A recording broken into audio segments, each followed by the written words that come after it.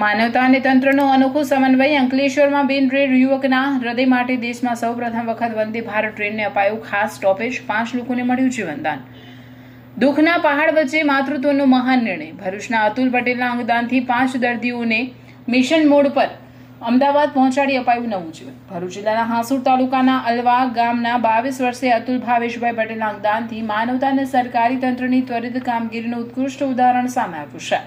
અંકલેશ્વરની શક્તિ camp કંપનીમાં helper તરીકે ફરજ બજાવતો અતુલ પટેલ ગત 29 જુલાઈના રોજ નોકરી પરથી પરત ફર્યો હતો ત્યારે માર્ગ અકસ્માતમાં ગંભીર રીતે ઘવાયો હતો। તેને તાત્કાલિક સારવાર અર્થે અંકલેશ્વરની શ્રીમતી જાબેન મોદી મલ્ટી સ્પેશિયાલિટી હોસ્પિટલમાં દાખલ કરવામાં આવ્યો હતો, જ્યાં 1 ઓગસ્ટના રોજ તબીબોની ટીમે તેને બ્રેન ડેડ જાહેર કર્યો હતો। આ કપરી પરિસ્થિતિમાં હોસ્પિટલ તંત્ર અને ડોનેટ લાઈફ સંસ્થાના સઘન પ્રયાસોથી અતુલની માતા રંજનબેન, ભાઈ દીપક તથા પરિવારજનોને અંગદાનનું મહત્વ સમજાવવામાં આવ્યું। સ્વજન ગુમાવવાના અસહ્ય દુઃખ વચ્ચે પણ પરિવારે ઉદારતા દાખવી અંગદાનની મંજૂરી આપી। આ સમયે માતાએ અત્યંત ભાવુક થઈને જણાવ્યું હતું કે શરીર તો અંતે રાખ થઈ જવાનું છે, ત્યારે જો મારા દીકરાના અંગોથી કોઈ અન્ય વ્યક્તિને નવજીવન મળતું હોય તો તેનાથી મોટું કોઈ પુણ્ય નથી।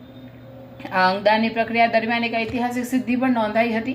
દાનમાં મળેલા હૃદયને સમયસર અમદાવાદની યુએન મહેતા હોસ્પિટલ પહોંચાડવા માટે રાજ્યના જળ સંપત્તિ મંત્રી ઈશ્વરસિંહ પટેલના વિશિષ્ટ પ્રયાસોથી દેશમાં સૌ પ્રથમ વખત વંદે ભારત ટ્રેનને અંકલેશ્વર સ્ટેશને ખાસ ઇમરજન્સી સ્ટોપેજ આપવામાં આવ્યું હતું। રેલવે તંત્રના પૂર્ણ સહયોગથી હૃદયને સુરક્ષિત અને ઝડપથી વંદે ભારત ટ્રેન મારફતે અમદાવાદ રવાના કરાયું હતું। અંગોને સમયસર પહોંચાડવા માટે ભરૂચ જિલ્લા પોલીસ અને રાજ્ય પોલીસના સંકલનથી 2 અલગ અલગ ગ્રીન કોરિડોર બનાવવામાં આવ્યા હતા, જેમાં પ્રથમ green corridor જાબેન Modi હોસ્પિટલથી Ankleshwar railway station સુધી અને બીજો ગ્રીન કોરિડોર હોસ્પિટલથી અમદાવાદની IKDRC હોસ્પિટલ સુધી કિડની, લીવર અને સ્વાદુપિંડ માટે રચાયો હતો। આ અંગોના ટ્રાન્સપ્લાન્ટથી અમદાવાદના 25 વર્ષીય યુવકને હૃદયનું, જ્યારે અન્ય જરૂરિયાતમંદ દર્દીઓને લીવર, કિડની અને સ્વાદુપિંડનું ટ્રાન્સપ્લાન્ટ કરી નવજીવન અપાશે। આ ઉપરાંત ચક્ષુઓનું દાન GC નહાર રોટરી આઈ બેંક દ્વારા સ્વીકારવામાં આવ્યું છે।